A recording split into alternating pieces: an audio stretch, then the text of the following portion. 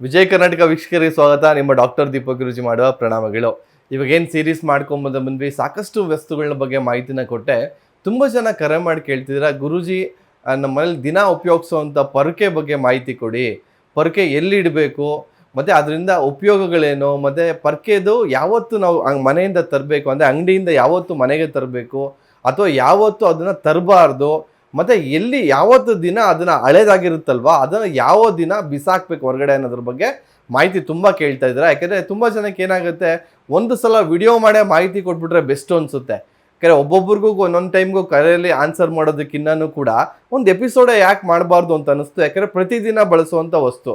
So ಹಾಗಾಗಿನೇ ಇವತ್ತಿನ ಎಪಿಸೋಡಲ್ಲಿ ಈ ಮಾಹಿತಿನ ಮಾಡ್ತಾ ಇದ್ವಿ. ಅಂದರೆ ನಿಮ್ಮ ಪೊರಕೆ ಏನು ಗೊತ್ತಲ್ಲ, ಅದು ಲಕ್ಷ್ಮಿಯ ಸ್ವರೂಪ ಅಂತ ಹೇಳಕ್ಕೆ ಇಷ್ಟಪಡ್ತೀನಿ. ಅಂದರೆ ನೀವು ಹಣಕಾಸು ಅಥವಾ ಕಾಸನ್ನ ಯಾವ ರೀತಿ ಜೋಪಾನ ಮಾಡ್ತೀರಾ, ಯಾವ ರೀತಿ ಯಾರಿಗೂ ಕಾಣಿಸ್ದಂಗೆ ಬಚ್ಚಿಡ್ತೀರಾ, ಅದೇ ರೀತಿ ಆ ಪೊರಕೆ ಏನಿದೆಯಲ್ಲ, ನೀವು ಸ್ವಚ್ಛ ಎಲ್ಲ ಮಾಡಿದ್ಮೇಲೆ ಅದು ಯಾರ ಕಣ್ಗೂ ಕಾಣಬಾರ್ದು. ಅಂದರೆ ಯಾರೋ ಮನೆ ಬಾಗಿಲಿಗೆ ಬರ್ತಾರೆ ತಕ್ಷಣ ಪೊರಕೆ ಕಾಣಿಸ್ಬಾರ್ದು. ಸೊ ಅದನ್ನು ಏನು ಮಾಡ್ಬೇಕು, ನೀವು ಅಲ್ಲಿ ಇಡಬೇಕಾಗಿರೋ ಪರ್ಫೆಕ್ಟ್ ಡೈರೆಕ್ಷನ್ಸ್ ಯಾವುದು ಅಂತಂದರೆ ನೋಡಿ, ಸೌತ್ ವೆಸ್ಟಲ್ಲಿ ಇಡಬೇಕು. ಅಂದರೆ ಕುಬೇರನ ಮೂಲೆಯಲ್ಲಿ ಏನಿದೆ ಅಥವಾ ದಕ್ಷಿಣ ಮತ್ತು ಏನು ಆ ಕುಬೇರನ ಮೂಲೆ ಬರುತ್ತೆ ಆ ಮಧ್ಯದ ಭಾಗದಲ್ಲಿ ಪೊರಕೆ ಇಡೋದ್ರಿಂದ ಅದ್ಭುತವಾಗಿ ನಿಮಗೆ ಎಲ್ಲ ರೀತಿಯಲ್ಲೂ ಯೋಗ ಬರ್ತದೆ. ಆಮೇಲೆ ಇನ್ನೊಂದು, ಯಾವ ದಿನ ಅದನ್ನು ಅಂಗಡಿಯಿಂದ ಹೊಸ ಪೊರಕೆನ ಮನೆಗೆ ತರಬಾರ್ದು ಅಂತಂದರೆ ನೋಡಿ, ಯಾವಾಗ ಆ ಚಂದ್ರ ಕ್ಷೀಣಿಸುತ್ತಲ್ವಾ, ಚಂದ್ರ ಯಾವಾಗ ಘಟಿಸ್ತಾ ಬರುತ್ತೆ ಈ ಕೃಷ್ಣ ಪಕ್ಷಗಳ ದಿನಗಳಲ್ಲಿ ಅಥವಾ ಅಮಾವಾಸ್ಯೆಯಲ್ಲಿ, ಈ ಯಾವುದೇ ಕಾರಣಕ್ಕೂ ನೀವು ಪೊರಕೆನ ಮನೆಗೆ ತರಬಾರ್ದು. ಸೊ ಯಾವ ದಿನ ತಂದರೆ ತುಂಬ ಒಳ್ಳೆಯದು ಅಂತಂದರೆ ನೋಡಿ, ಒಂದು ಮಂಗಳವಾರ ತರ್ಬೋದು ನೀವು ಮನೆಗೆ, ಅಥವಾ ನೀವು ಶನಿವಾರ ತರ್ಬೋದು ಅಥವಾ ಭಾನುವಾರ ತರ್ಬೋದು. ರಿಪೀಟ್ ಮಾಡ್ತೀನಿ, ಮಂಗಳವಾರ ತರ್ಬೋದು, ಆನಂತರ ಶನಿವಾರ ತರ್ಬೋದು, ಆಮೇಲೆ ನೀವು ಭಾನುವಾರ ತರ್ಬೋದು. ಈ 3 ದಿನ ನೀವು ಹೊಸ ಪೊರಕೆನ ಮನೆಗೆ ತಂದರೆ ತುಂಬಾ ಶುಭ ಆಗ್ತದೆ. ಸೊ ಪೊರಕೆ ಯಾವಾಗಲೂ ತರ್ತಾ ಇರ್ತೀವಿ, ಬಟ್ ಒಳ್ಳೆ ದಿನಗಳು ತಂದರೆ ನಮ್ಗೆ ಅದರಿಂದ ಬರ್ತಕ್ಕಂಥ ಲಾಭನೇ ಬೇರೆ ಆಗ್ತದೆ, ಏಳಿಗೆ ಆಗ್ತದೆ, ಮನೇಲಿ ಒಂದು ಪಾಸಿಟಿವ್ ವೈಬ್ರೇಷನ್ಸ್ ಬರ್ತದೆ. ಪೊರಕೆ ಏನೇ ಒಂದು ನೆಗೆಟಿವಿಟಿನ ಆಚೆ ಕಳಿಸುವಂಥ ವಸ್ತು, ಅಂದರೆ ಸ್ವಚ್ಛ ಮಾಡುವಂಥ ವಸ್ತು. ಅದನ್ನು ಸರಿಯಾದ ರೀತಿಯಲ್ಲಿ ಬಳಕೆ ಮಾಡೋದ್ರಿಂದ ಒಂದಷ್ಟು ಲಕ್ಷ್ಮಿನೂ ಕೂಡ ಇಂಪ್ರೂವ್ ಆಗ್ತಾರೆ. ಅಂದರೆ ಯಾಕೆ ಮಾಡಬಾರ್ದಲ್ವ ಸ್ನೇಹಿತರೆ, ಸೂಪರಾಗಿ ಮಾಡಿ ಅಂತ ಹೇಳಕ್ಕೆ ಇಷ್ಟಪಡ್ತೀನಿ.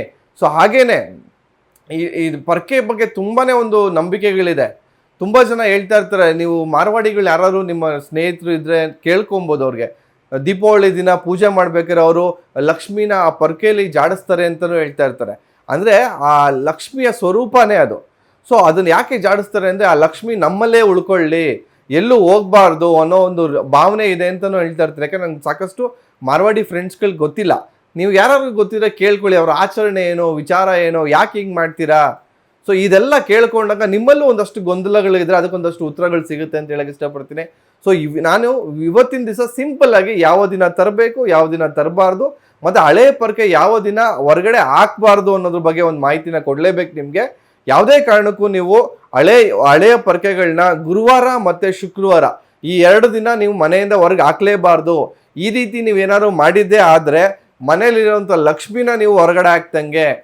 ಸೊ ಹಾಗಾಗಿ ಇದನ್ನೊಂದನ್ನ ನೀವು ಗಮನದಲ್ಲಿ ಇಟ್ಕೊಳ್ಳಿ ಅಂತ ಹೇಳ್ತಾ, ಸಾಕಷ್ಟು ಜನರೊಂದಿಗೆ ಈ ಮಾಹಿತಿಗಳನ್ನ ಶೇರ್ ಮಾಡ್ತಾ ಬನ್ನಿ ಅಂತ ಹೇಳ್ತೀವಿ. ಇವತ್ತಿನ ಸಂಚಿಕೆ ಮುಗಿಸ್ತಾ ಇರ್ತೈತೆ. ವಂದನೆಗಳು.